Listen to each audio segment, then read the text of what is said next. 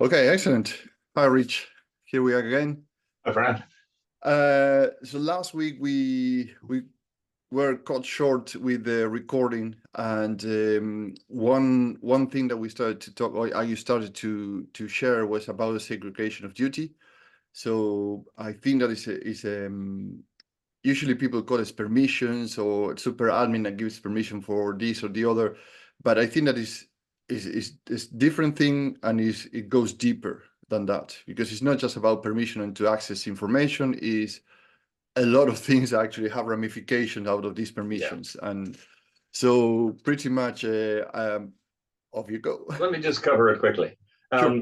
What you're referring to in terms of privileges is like a statements of authority, SoA, Yeah. right? It's what privileges does somebody have to request or approve something or review it, and for what business units, like what department are they allowed to do it for, that kind of thing. So that would be their scope, and also for monetary value. So if it came down to like purchases, the statement of authority would declare, what size purchases they were allowed to approve, right? Yeah. That's a statement of authority.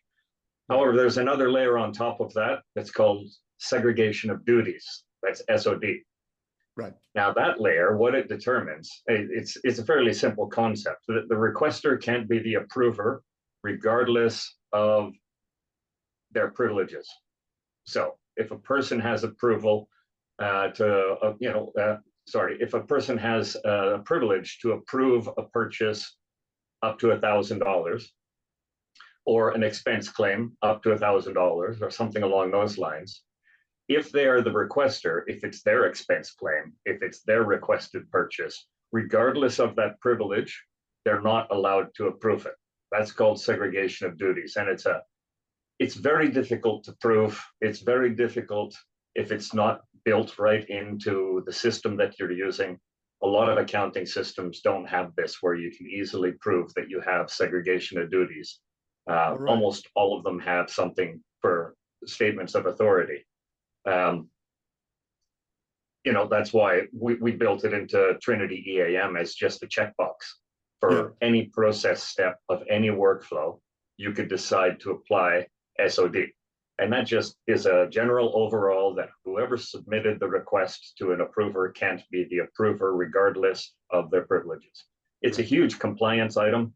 It's a big governance item, right? And making sure that you cover not only the privileges, but also segregation of duties is critical. Right. And so you mentioned a few things that are quite interesting. One is compliance, also probably will be embellishment in terms of accounting. So people that can approve and certain expenses, or I remember a case that somebody in the company put a gazebo for their own house as a maintenance and repairs through the company, 18K. And nobody knew after almost 2 years later that actually was an audit carried out, and I said, what is this? So that's a perfect example of where the duty should have been segregated between the request and the approval and execution of that purchase. But it can also apply to something like leave requests. You don't want the person going on holiday just deciding summarily to approve their own leave request, right? Yeah. So it applies to many, many business processes. And which other things you found that or that encourage to build into Trinity this segregation? So what are the things that you think, okay, this is important, and companies probably they are not, although they're software, they are not considering this as important as it should be? If I understand your question correctly, you're asking me what other governance and compliance features are built into my product? No. What I mean is actually what was the thought process in terms of, say, this is we don't see this happening in other softwares, but we are going to put it together. I've actually run into situations commercially. All right. Actually, in my experience. Oh yeah. I actually worked for an employer. I was managing systems for a region, and that particular country lost their trading license for a period of time. because there was a compliance breach and they hadn't been able to easily prove segregation of duties. That Oh, and that was similar to the situation you're talking about. It had to do with gifting policy and being yeah, able to grant gifts, and people approving their own requests for gifting right. meant that they weren't being properly reviewed. And one of them caused a breach of compliance for the government regulations in that country, where you couldn't provide gifts to potential customers beyond a certain value. Yeah, But it was an astronomically valued gift compared to the standard. But the yeah. person was able to go through the company software to generate the request and then approve it themselves. Wow. Wow. Um, because there was no SOD, there was no segregation of duties. It should have been caught by somebody. Even the most senior person in the market should be relying on, like, the head of finance or something. Um, Yeah, the top two people in the operation should each be the approver of the other's requests, even yeah, though they both have ultimate privileges all the way to the highest value. Anyway, it was a massive undertaking with the finance system that they were using to try to prove that we had some method or mechanism of applying segregation of duties yeah, beyond policy. Now, policy is easy, but it's sitting on a shelf. And what the government wanted was, can you prove how and when you're following that policy? That yeah, was really, really difficult. And, there was an additional tool that we could purchase to add to our platform, to give us that capability. But, we didn't have it previously. We had to install it and configure it. And it was highly complex, yeah. overly complex, because quite frankly, it's just a checkbox on whether or not an approval step of a workflow can be done by the requester. It's just that Right, simple. right. And that checkbox, I guess that is set by another set of approvers or people that are setting up the system based on certain criteria, just to ensure that the Well, people. it's configured into the system. It can't be broken. Yeah, What I mean is that when you configure it for a company, when you configure Trinity EAM, you go through yeah, the workflows during implementation. And when right, they're like, well, we need this purchasing approval to have segregation of duties at right, this particular financial level, or whatever it is. Um, when we check that box in the workflow, the system simply won't let somebody approve something. It's not available for them to approve. It right. won't go to them. It'll go to somebody else who has similar privileges, but is not the requester. And there's no way around it. There's no way to change it. There's no way to get Yeah, around segregation of duties when it's built into the very workflow of the platform. So once it's built in there, now you have governance. yeah. Excellent. It's a really, really nice way to sleep at night, knowing that you're covered for that. Yeah, In the case of any kind of a breach, it'll be somebody doing something without engaging the system. right, right. Okay, perfect. And Because so, look, there's no system on the planet that can fix people problems. yeah, I no, just well, want to be yeah, clear. uh, So people will do what they're going to do, but yeah, if they're working with the system and trying to get money out of accounting or something along those yeah, lines for expenses for a purchase, well, of course they're going to have to go through the system in order to yeah. generate purchases or that kind of thing, and then the configuration of the workflows is going to apply. Yeah, excellent. That was pretty much the question because, yeah, you're right. So people is people. So, well, many stories there, but actually, effectively, as much a company is growing and have less one-to-one interactions, you want to have that kind of a mechanism of control and flows of authority and permissions, etc., just to make sure that everything falls in the right place. Obviously, if the people use the systems and they comply with the rules. Anyway, it's interesting. Wow. Okay. So the interesting thing that I'm finding here is actually I've seen this segregation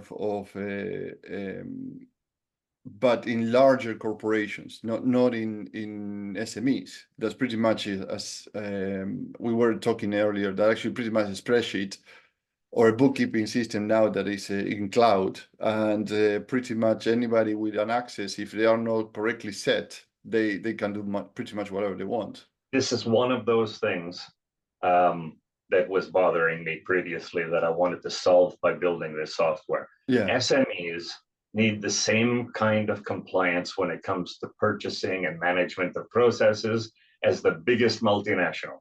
Yeah. Yeah. All that changes with the scale of the business is the number of people and the quantity of transactions, quite frankly. Yeah. When you're an SME and you have, purchasing going on, every business has it. Of course, Yeah. you don't want all the requesters to just approve their own requests. In fact, it's more critical for the SME than the multinational, because the SME, capital is much more critical. There's a lot less of it, and it doesn't get, it doesn't get lost in the noise. Exactly how much money is sitting in the bank. So, segregation of duties and statements of authorities and having good workflows and stuff like that is mission critical for any kind of business, that's especially one that's trying to scale up. Yeah. And what always bothered me, the problem I'm trying to fix is those kind of enterprise features, those capabilities to actually have segregation of duties, something along those lines. The expense is ridiculous for an SME. Really, we're talking anywhere from the hundreds of thousands to the millions of dollars, depending on the ERP platform and stuff like that they would select. So I decided that I would deliver those kind of features for the SME as well. Wow, fantastic. Yeah, because actually you mentioned one thing, actually, cash flow always. It seems to be, I speak with a lot of people in terms of merger and acquisitions and companies that are distressed, because usually when reach to the point that if they don't have they are forced to sell a portion of the company or sell the company in full, because of the major issue. It's not their product, it's not their customer list, it's not their added value to the community or whatever.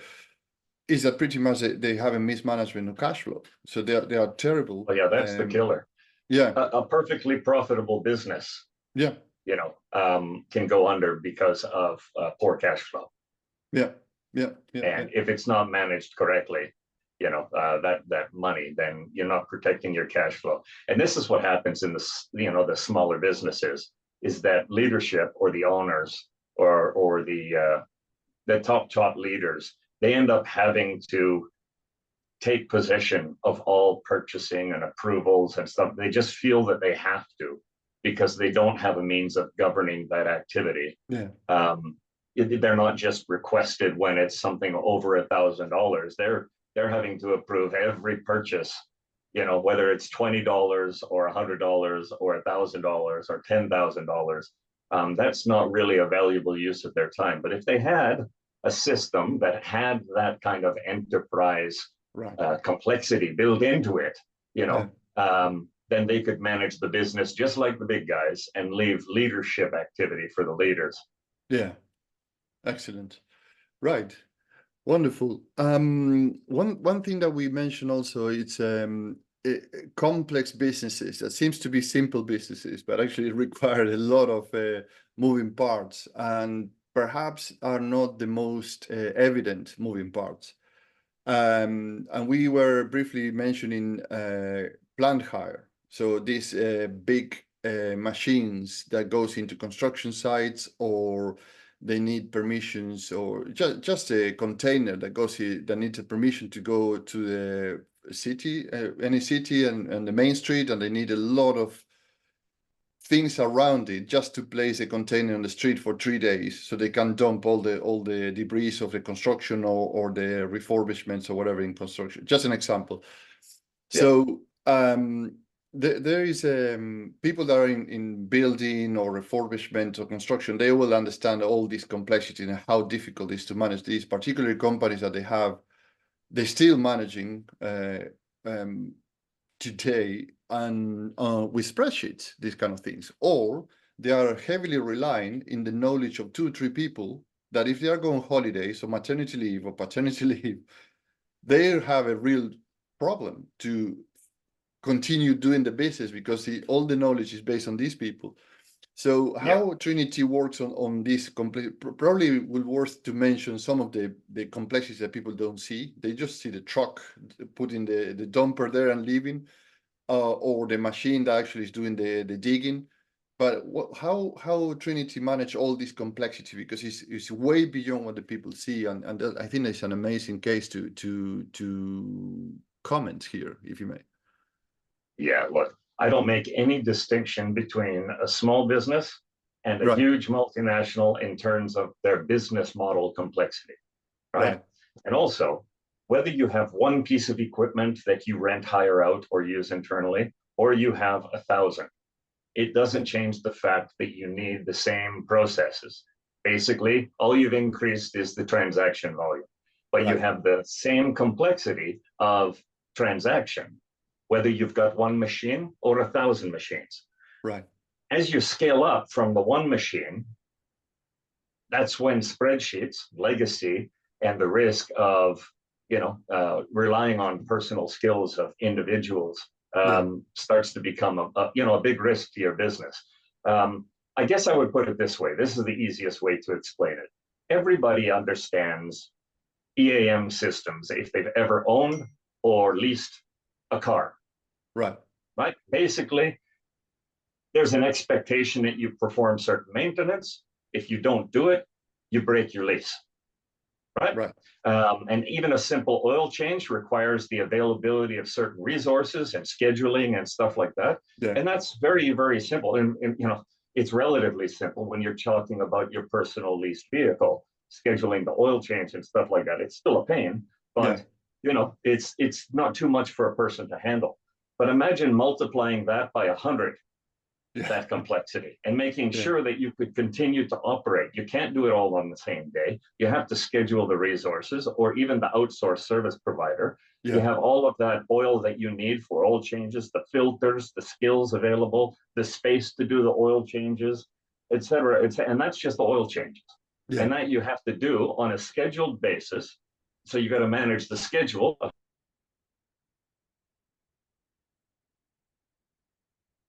I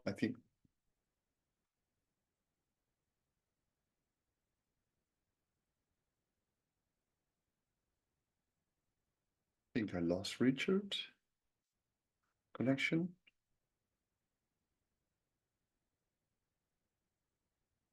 Hello? Hello. I can hear you, but the video is all broken up. Oh, wow. Okay.